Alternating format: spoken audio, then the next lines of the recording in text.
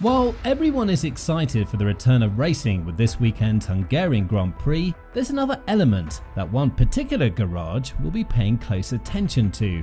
That's because in Budapest, F1 is testing out a new qualifying tyre allocation rule with tyre supplier Pirelli watching on keenly.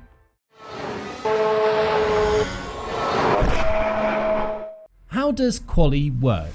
A traditional Formula 1 qualifying session is split into three parts. The first part, known as Q1, sees all 20 drivers compete to set a lap during an 18-minute session. The 5 slowest are knocked out, while the other 15 advance to Q2. Q2 is just 15 minutes long, and by the end of that, another 5 drivers will be eliminated, leaving the final 10 to go into Q3 and on the hunt for pole position. Q3 is the most dramatic and action-packed part of qualifying, as all 10 drivers are given just 12 minutes to set their fastest time and secure that all-important pole position. But when it comes to tyres, there are a few more rules that the teams need to abide by. At the start of each Grand Prix weekend, tyre supplier Pirelli gives a total of 13 sets of dry weather tyres to be used over the course of the 3 days. A maximum of 3 of those sets will be used during the free practice sessions, with F1 teams required to hand back any sets used during FP1 to Pirelli for scrutineering and data collection.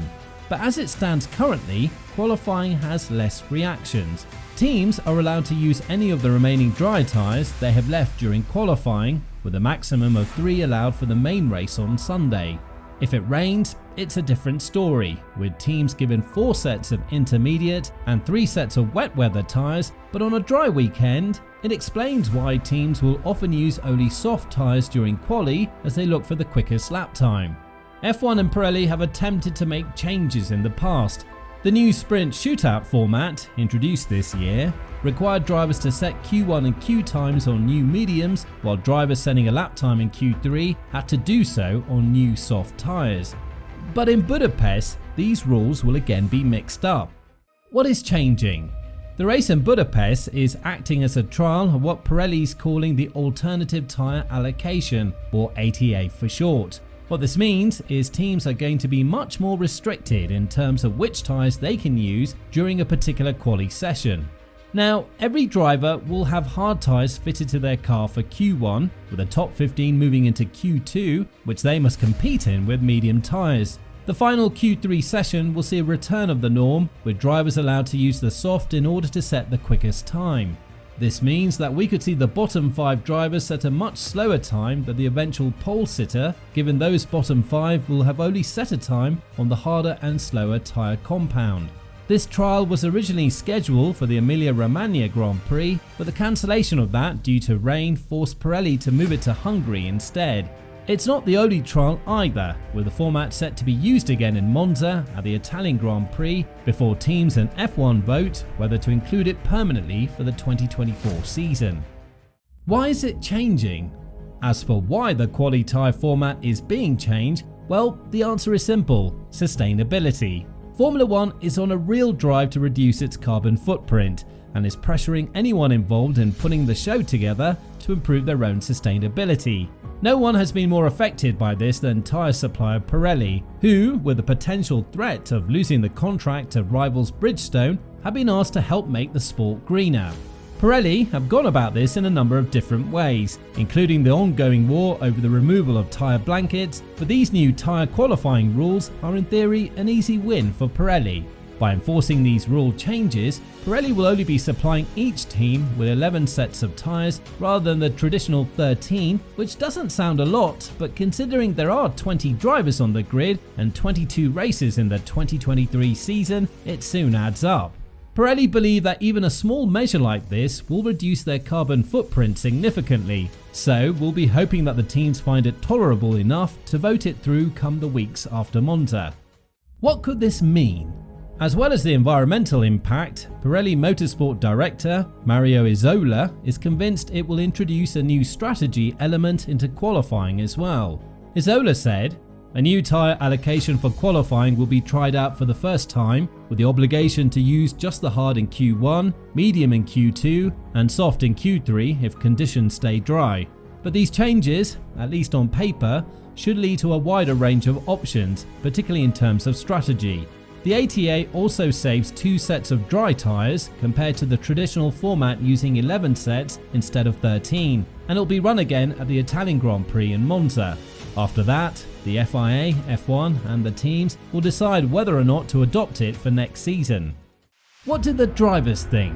As is often the case with any changes Pirelli tried to make, they found themselves at odds with the drivers. In a driver's perfect world, they would be given an unlimited amount of soft tyres to burn through during a quali session, and the only thing of real concern to them is lap time.